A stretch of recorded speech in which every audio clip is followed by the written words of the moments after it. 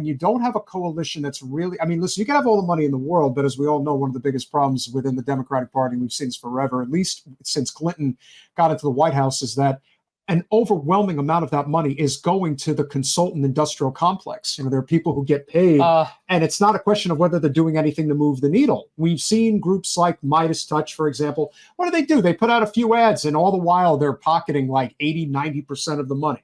And this is the same problem that exists here in Florida. They say Florida's in play. There's over 1 million more registered Republicans, forget the independents, who always break for the GOP. And what's even more amazing is that the polls are showing that we're likely to pass Amendment 4, which is women's reproductive freedom, and Trump is going to win the state easily. That'll be, you know what, and good. Yeah. Just like we got a $15 minimum wage when Trump won here in 16, by the way. Same election. And you know what? While you're here, Eman, I think it's good to probably play this one clip, because obviously we've got a couple of things that we're going to break down. But I think that this is very telling, because as much as people criticize Trump for being the buffoon that he is, his political instincts are still incredibly sharp. And people who deny that he understands where the political winds are moving, this is a prime example of this. He was interviewed by NBC News earlier today. Everyone does. You overturned Roe, and you want abortion to be a states' rights issue. In Florida, the state that you are a resident of, there's an abortion-related amendment on the ballot to overturn the 6-week ban in Florida. How are you going to vote on that? Well, I think the 6-week is too short. It has to be more time, and so and I've told them that I want more weeks. So you'll vote in favor of the amendment? I am going to be voting that we need more than 6 weeks. Look, just so you understand. He can't answer Everybody wanted Roe v. Wade terminated for years, 52 years. I got it done. They wanted it to go back to the states. Exceptions are very important for me, for Ronald Reagan, for others that have navigated this very, very interesting and difficult path. Oh my God, him. Listen, I totally understand where the people are coming from. I totally understand.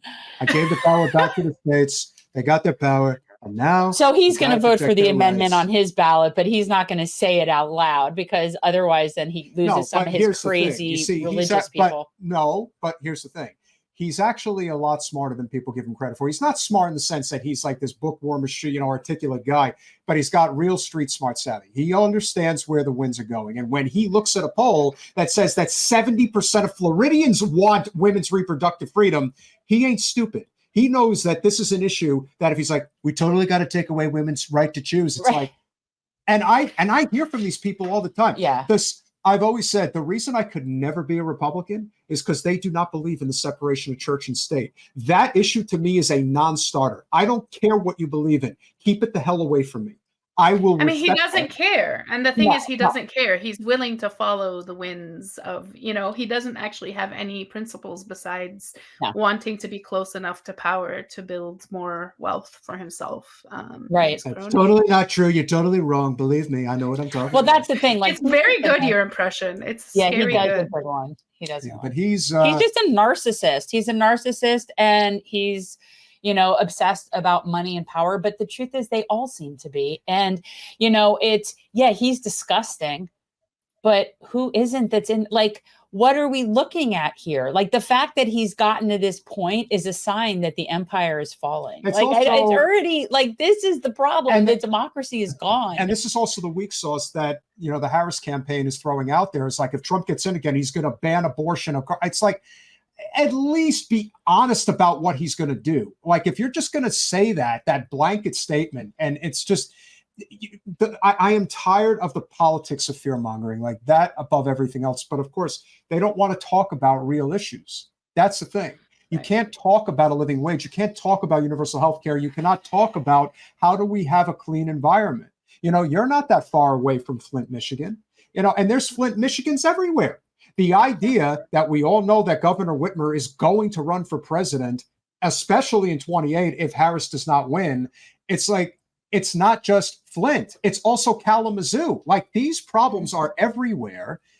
East Chicago, Indiana, like, for example.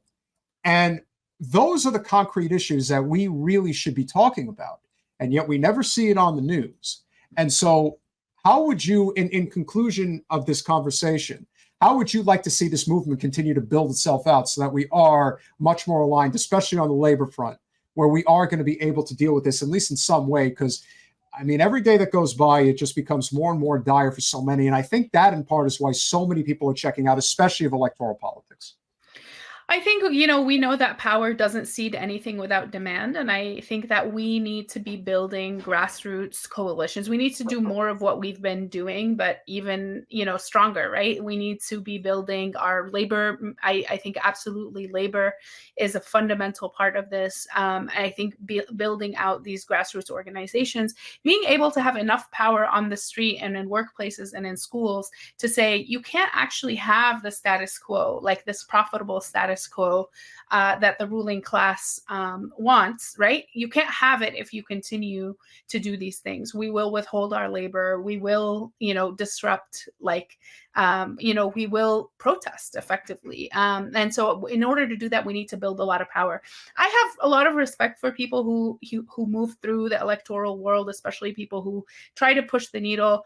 I think that I think most of our power though is not going to be built through that system. I think eventually when we have enough power built through our grassroots coalitions, built through our trade unions, built through our, street coalitions, we can influence the electoral arena, but we can't get distracted by the charade of this election from doing that work, the real work.